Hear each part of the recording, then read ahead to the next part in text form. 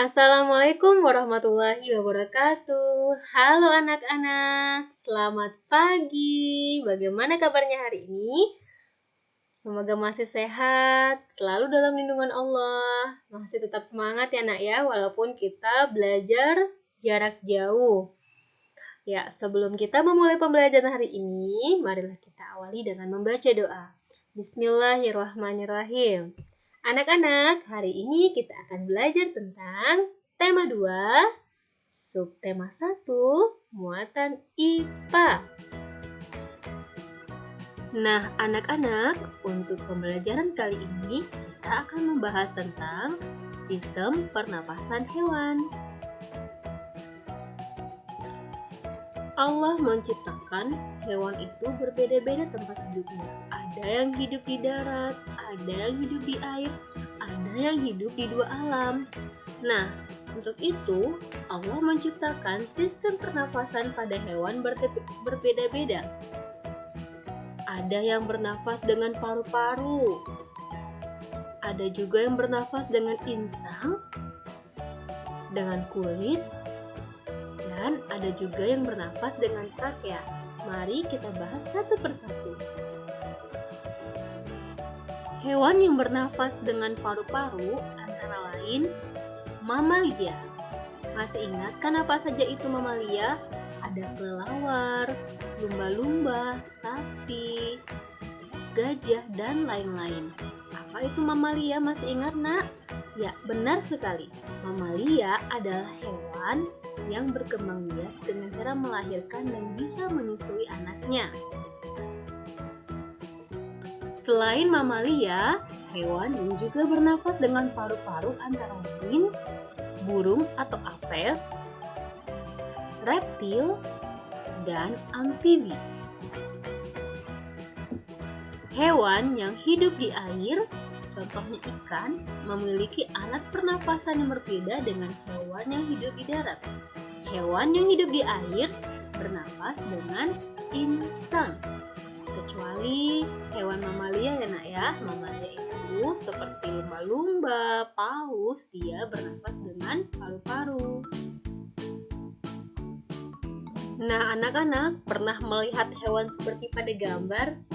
Ya pasti pernah kan, apalagi yang memiliki hobi memancing. Hewan ini biasa digunakan untuk umpan ikan.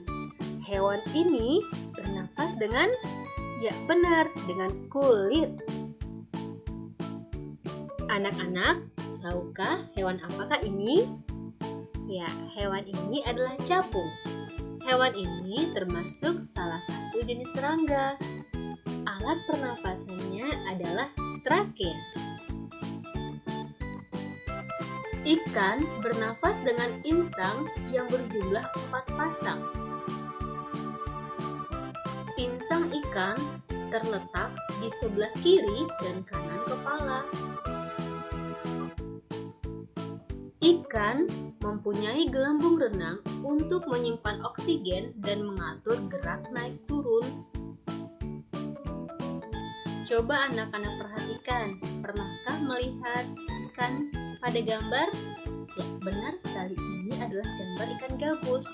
Ikan gabus, ikan lele, gurami, dan ikan batok adalah ikan yang hidup di lumpur. Ia memiliki alat bantuan pernapasan yakni labirin yang berfungsi untuk menyimpan cadangan oksigen. Bagaimana proses ikan bernafas? Nah, anak-anak melihat kan ikan selalu membuka dan menutup mulutnya. Jalannya pernapasan pada ikan dimulai ketika mulut ikan terbuka, air mengalir ke dalam rongga mulut dan diikuti menutupnya tutup insang. Saat tutup insang membuka, celah mulut menutup dan air mengalir dari rongga mulut keluar melewati celah insang. Pada saat itulah terjadi pertukaran gas oksigen dan karbon dioksida. Gas oksigen masuk ke dalam pembuluh darah dan gas karbon dioksida keluar dari pembuluh darah. Coba anak-anak perhatikan, hewan apa yang ada pada gambar? Ya, benar sekali. Ini adalah katak. adalah hewan amfibi, yakni hewan yang hidup di dua alam, yaitu di darat dan di air. Alat pernapasannya berbeda-beda sesuai dengan tahapan hidupnya. Pernapasan pada amfibi, katak yang masih kecil yang disebut berudu, ia bernapas dengan insang karena habitatnya selalu di air. Kemudian, jika ia sudah besar, katak ini bernapas dengan paru-paru. Selain paru-paru, katak juga punya alat bantuan pernapasan lainnya, yakni kulit yang selalu lembab. Berbeda dengan ikan, katak yang masih kecil yang kita sebut berudu hanya memiliki 3 pasang insang yang terletak di kepalanya. Katak dewasa, di saat-saat tertentu, dia akan menggunakan kulit sebagai alat bantuan pernapasan. Itulah sebabnya kulit katak selalu kelihatan basah, karena melalui kulit yang basah tersebut, katak dapat mengikat oksigen. Jalannya pernapasan pada katak, yang pertama, mulut katak terbuka, kemudian udara masuk ke dalam rongga mulut, selanjutnya rongga mulut tertutup. Udara masuk ke paru-paru melalui trakea, dan terjadi pertukaran gas oksigen dan karbon dioksida di kantong paru-paru. Hewan mamalia yang hidup di darat, cara bernafasnya hampir sama dengan kita manusia.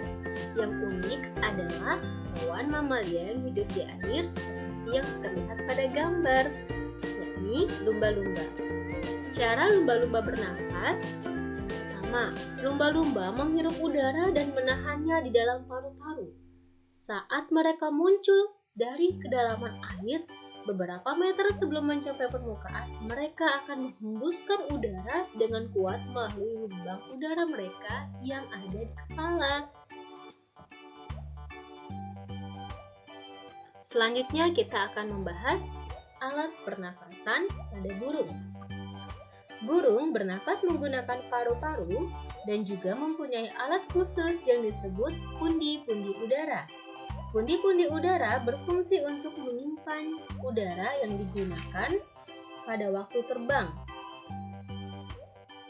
Pada saat terbang, pundi-pundi udara bertugas memasukkan dan mengeluarkan udara dari dan ke dalam tubuh burung. Ketika sayap dikopakkan ke bawah, udara dikeluarkan melalui pundi-pundi udara. Hewan reptil bernapas dengan paru-paru. Untuk reptil yang suka berkubang di air, dia memiliki lubang hidung yang dapat ditutup sehingga tidak kemasukan air, contohnya buaya. Udara pernapasan masuk melalui hidung, kemudian menuju batang tenggorokan, lalu ke paru-paru. Di dalam paru-paru, oksigen diserap, sedangkan karbon dioksida dikeluarkan. Untuk reptil yang sering berkubang di air, dia memiliki apa tadi? Hidungnya yang dapat ditutup sewaktu menyelam. Tujuannya agar air tidak masuk ke dalam paru-paru. Coba anak-anak perhatikan, kira-kira ini sistem pernapasan pada hewan apa ya? Ya, benar sekali. Ini adalah sistem pernapasan pada serangga. Serangga bernapas dengan trakea. Trakea merupakan pembuluh-pembuluh halus bercabang yang memenuhi seluruh bagian tubuh serangga. Udara keluar masuk melalui lubang-lubang di kedua sisi tubuhnya. Lubang-lubang pernapasan tersebut dinamakan spirakel. Spirakel selalu terbuka dan merupakan muara pembuluh-pembuluh trakea. Gerakan otot tubuh yang teratur pada serangga menyebabkan keluar masuknya udara pada tubuh. Nah anak-anak, seperti biasa, ibu punya oleh-oleh buat kalian. Tapi ada rambu-rambunya. Langkah-langkah mengerjakan tugas. 1. Simaklah video ini dari awal hingga akhir. Jangan dipercepat ya nak. Yang kedua, Jawaban dari setiap pertanyaan akan terjawab setelah menyimak video. Yang ketiga, tolong untuk tidak mengambil jalan pintas. Langsung minta tolong Google. Awas ya nak ya, jangan begitu. Yang terakhir, jawaban yang menggunakan bahasa Google, tidak ibu lirik. Ayo sekarang kita kerjakan tugasnya. Yang pertama, tuliskan macam-macam alat pernafasan pada hewan beserta contoh hewannya. Masih ingat kan? Tadi sudah ibu bahas ya nak ya. Yang nomor 2, apa nama alat bantu pernafasan pada ikan yang hidup di lumpur? Yang ketiga, tuliskan dan jelaskan alat-alat pernafasan pada katak. Ada 3 ya tadi ya nak ya. Kalau lupa silahkan diputar kembali video yang di awal-awal. Yang keempat, mengapa buaya ketika masuk ke dalam air menutup lubang hidungnya? Ayo, kalau yang menyimak pasti tahu jawabannya. Dan yang terakhir, mengapa permukaan kulit cacing selalu basah? Ayo, yang mengerjakan jujur akan ibu kasih nilai lebih. Oke, selamat mengerjakan nak. Assalamualaikum warahmatullahi wabarakatuh. Oh ya, ibu lupa. Tugasnya dikerjain di buku hijau. Setelah selesai, tugasnya difoto dan kirim ke classroom. Sampai jumpa di pertemuan berikutnya. Tetap jaga kesehatan, tetap di dalam rumah. Assalamualaikum warahmatullahi wabarakatuh. Sampai jumpa, nak.